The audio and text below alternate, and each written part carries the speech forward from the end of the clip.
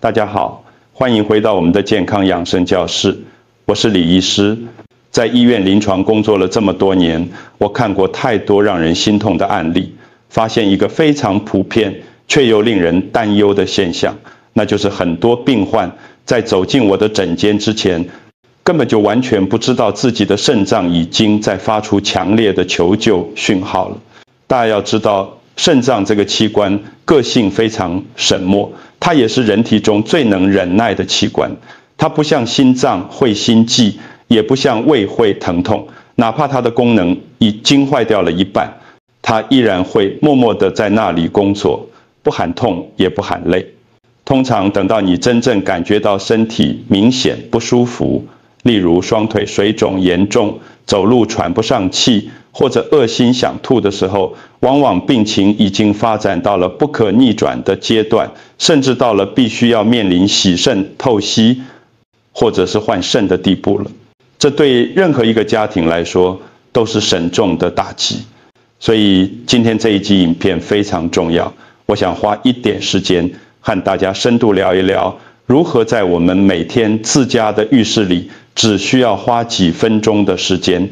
就能提早发现肾脏发出的微小求救信号，以及我们在日常的厨房里、菜市场里就能轻松找到的几样护肾法宝。这些方法既简单，执行起来又省钱，最关键的是，懂了这些知识，真的能在关键时刻救你一命。在正式开始今天的健康课程之前，如果你也觉得身体健康是人生最重要的财富，请动动您的手指，在下方的留言区打上"我要健康"这4个字，然后帮我们点个订阅，并开启小铃铛。您的每一个互动支持，就是我持续做医学科普最大的动力。好了，我们言归正传，我们先来说说那个最容易被大家忽视的信号，它就藏在你每天早上起床后的第一次小便里。大家试想一下，每天早上起床后的第一件事通常是什么？没错，就是上厕所。但是有多少人会在按下冲水键之前回头看一眼马桶里的情况呢？我在这里要教大家一个非常重要且实用的自检方法，我把它称之为10分钟晨尿观察法。为什么一定要强调是晨尿呢？这是有医学根据的。因为经过了一整晚的睡眠，你的身体大概有6到8个小时没有喝水，这时候的尿液是被高度浓缩的，所以晨尿的状态最能真实反映出你肾脏的浓缩功能和过滤功能。你可以把它想象成一面身体的照妖镜，它能照出很多平日隐藏在身体深处的问题。具体该怎么做呢？其实非常简单。早上起来排出第一泡尿之后，千万不要急着按冲水键，请你转过身，仔细看一看马桶里的水面。如果这个时候水面上漂浮着一层泡沫，先别急着慌张，因为泡沫也分2种，一种是好泡沫，一种是坏泡沫。如果你看到的泡沫个头比较大，看起来结构很松散，而且你刷个牙、洗把脸回来，大概过了5分钟、10分钟，这些泡沫自己就消散不见了。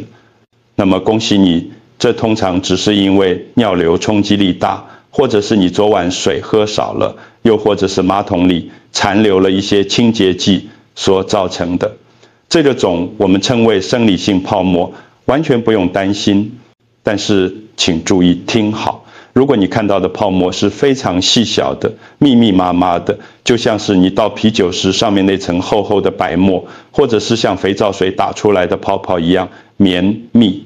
关键点来了。如果你等了10分钟甚至20分钟，它依然顽固地伏在那里，纹丝不动，一点消散的意思都没有，这个种我们在医学上叫它病理性泡沫，也就是大家常听说的蛋白尿。这就代表你肾脏里的过滤网可能已经出现破损了。我们可以把肾脏想象成我们家里厨房用的塞子或滤网，它的网眼非常精细。正常的滤网会把蛋白质这种对人体珍贵的营养物质保留在血液里，只有代谢的废物和多余的水分才能漏下去，变成尿液排出。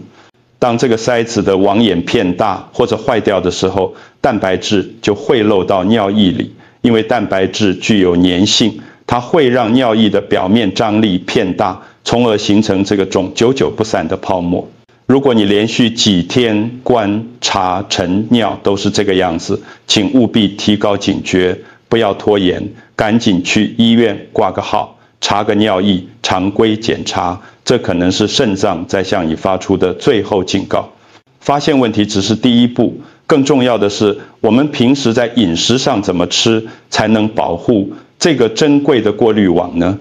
很多人一提到补肾，脑子里想到的就是吃腰子、肾脏，或者是各种昂贵的中药补品。其实，真正对肾脏好的东西，往往就在我们最普通的菜篮子里，而且价格非常便宜。今天我要给大家详细介绍3种厨房里的护肾法宝，这也是我经常推荐给我病人的食疗方。这第一样法宝就是大家都当作厨余垃圾扔掉的西瓜皮。在台湾炎热的夏天，大家吃西瓜都是啃完红色的果肉就把皮扔了。其实在中医理论里，西瓜皮有一层白色的肉，就是红肉，和最外层绿皮中间的那一部分。它有一个很好听的中药名字，叫西瓜翠衣，这可是个好东西啊。现代医学研究发现，这层白色的肉里富含一种叫做瓜氨酸的成分。这个瓜氨酸进入人体后，会经过代谢转化成精氨酸，进而帮助身体产生一氧化氮。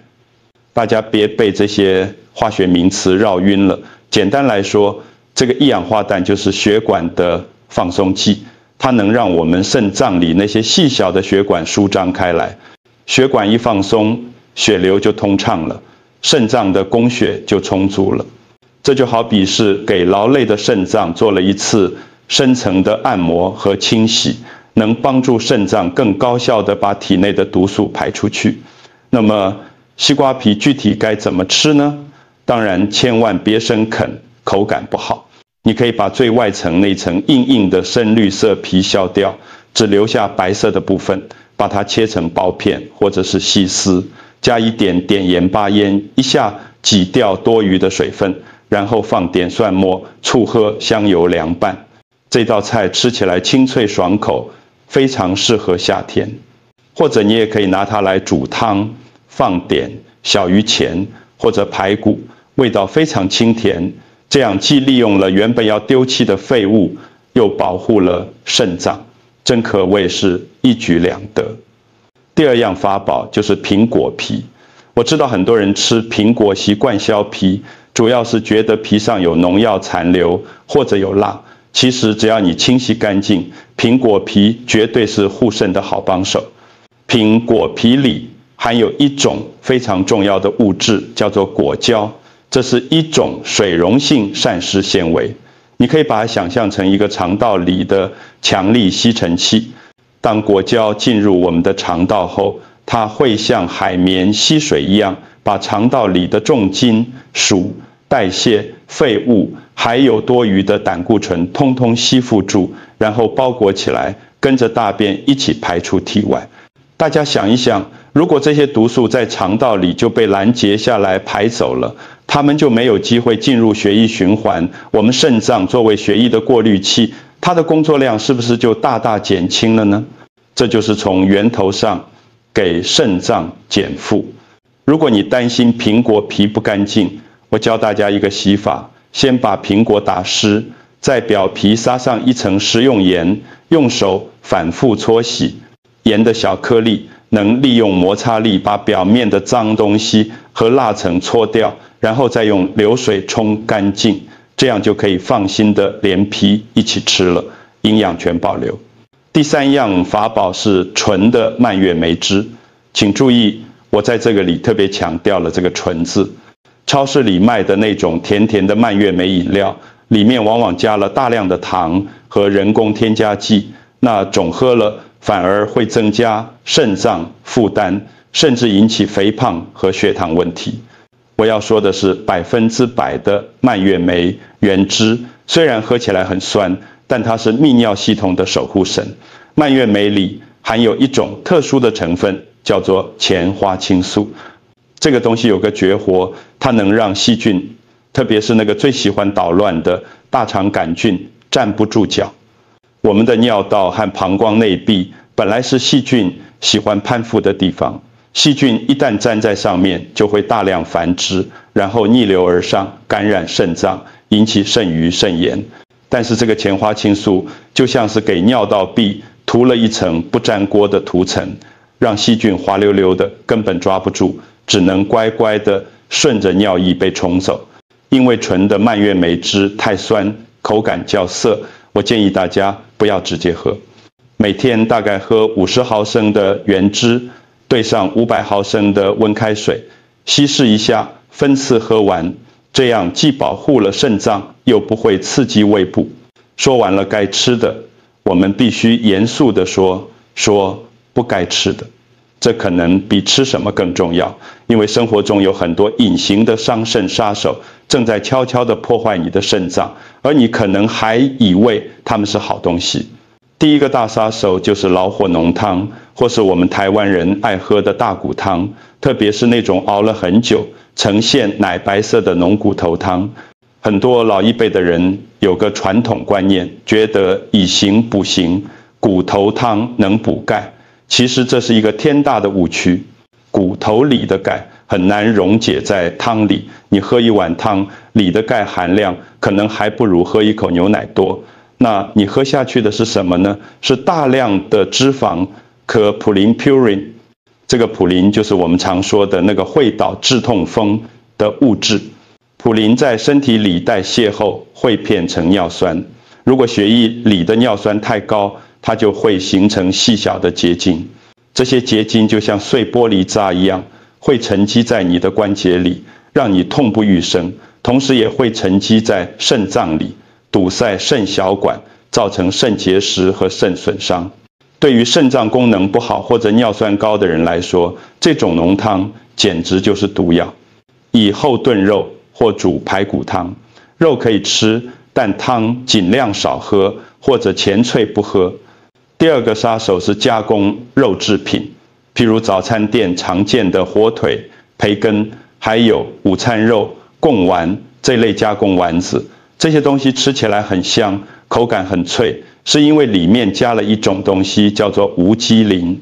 我们天然食物，譬如瘦肉和鸡蛋，里也有磷，那是被蛋白质包裹的有机磷，人体吸收率不高，大概只有50%左右。多余的会自然排出去，但是加工食品里添加的磷酸盐，那是为了保水和防腐用的，它是无机的，人体对它的吸收率几乎是100%。这些磷进入血液后就像是一个强盗，它会把骨头里的钙给抓出来，导致骨质疏松，同时它还会和钙结合成基在血管壁上，让血管片硬片脆，我们叫血管钙化。肾脏里全是密密麻麻的血管，一旦血管硬化了，肾脏的供血就出了问题，肾功能就会急速下降。所以大家去超市买东西，一定要学会看背后的配料表，如果上面写着磷酸什么钠之类的字眼，尽量少买或者不买。第三个杀手可能出乎很多人的意料，那就是过量的蛋白质。很多注重健康和健身的人觉得蛋白质是好东西，能长肌肉，增强免疫力，于是天天吃蛋白粉，餐餐大鱼大肉。但是大家要明白一个道理，凡事过犹不及，我们的肾脏就像是一个垃圾处理厂，蛋白质在体内代谢后会产生很多含氮的废物，譬如尿素氮，这些废物必须全部通过肾脏排出去。如果你每天摄取的蛋白质远远超过了身体的需要，那就等于给肾脏增加了巨大的工作量，逼着它一天24小时连轴转，时间久了，肾脏这个机器就会因为过劳而报废。那么我们一天到底该吃多少蛋白质呢？给大家一个简单的公式，一个健康的成年人每公斤体重大概需要0。8克到1克的蛋白质。比如说，一个60公斤的人，一天大概需要60克左右的蛋白质。这60克蛋白质大概是多少食物呢？也就是1个鸡蛋、1杯牛奶，再加上手掌心大小的1块瘦肉或者是鱼肉就足够了。千万不要觉得吃得越多越好，多余的都是在给肾脏增加负担。除了吃，还有一个生活习惯对肾脏的影响非常大，甚至超过了饮食，那就是睡眠。很多朋友不知道，肾脏也是需要休息的。白天我们活动的时候，肾脏在全力以赴地过滤血液。到了晚上我们睡觉的时候，身体的代谢减慢，肾脏才能有一点时间进行自我修复。特别是在深度睡眠的时候，肾脏的修复效率最高。有科学研究表明，那些长期睡眠不足，每天睡不到6个小时的人，他们肾功能衰退的速度比那些睡足7、8个小时的人要快得多，高达19%。所以熬夜不仅是伤肝，更是在伤肾。如果你想护肾，请尽量在晚上11点之前上床睡觉，给肾脏一个喘息的机会。为了帮助大家更好的在睡前护肾，我给大家3个温馨的小建议。第一，晚饭尽量吃得清淡一点，少油少盐，这样肾脏在晚上的负担就小。第二，晚上8点以后尽量少喝水，口渴时喝1、2口润润嗓子就行了，不要咕咚咕咚喝一大杯，否则肾脏晚上还要加班排水，你也会因为频繁夜尿睡不安稳，导致睡眠品质下降。第三，睡前可以做一个简单的动作，叫做海仰卧，或者是简单的抬腿。你平躺在床上，把2条腿靠在墙上，倒立个10分钟、15分钟。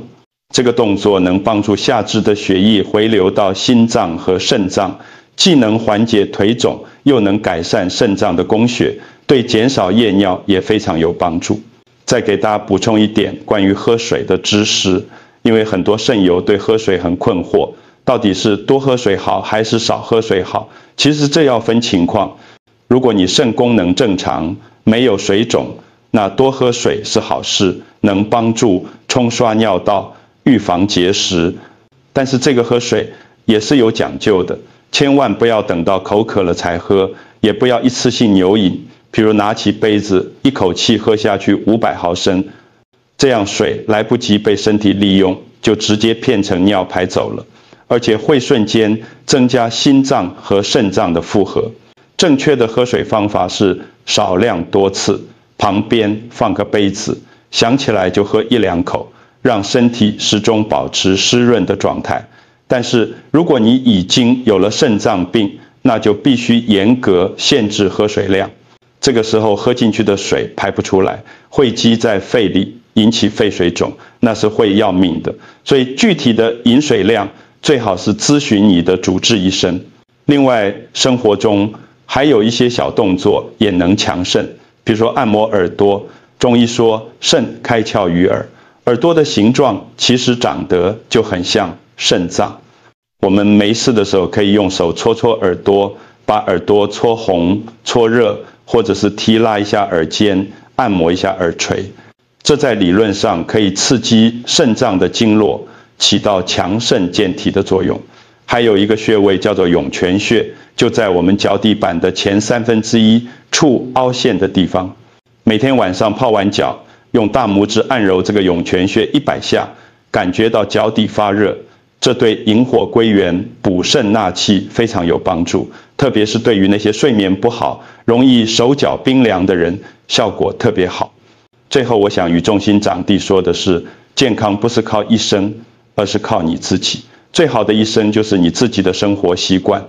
从明天早上开始，记得花1分钟看一眼你的晨尿。去菜市场的时候，别忘了带回那几样便宜又好用的护肾食材。少喝几口浓汤，少吃几口加工肉，早点上床睡觉。这些看似微不足道的小事，坚持下来就是对你肾脏最好的保护。不要等到身体彻底罢工了才想起来去维修，那时候付出的代价往往是巨大的，甚至是生命的代价。我们的身体其实非常聪明，它无时无刻不再给我们发信号，关键是你能不能接收到，能不能读懂。希望今天的这一堂课能让你学会读懂肾脏的语言。如果你觉得今天的内容对你有帮助，请不要吝啬你的点赞，把它转发给你的家人和朋友，特别是家里的老人，让他们也了解这些救命的知识。如果你有任何关于肾脏健康的问题，或者你在生活中有哪些护肾的小妙招，也欢迎在留言区留言，我们一起交流，共同进步。我是李医师，我们下节课再见。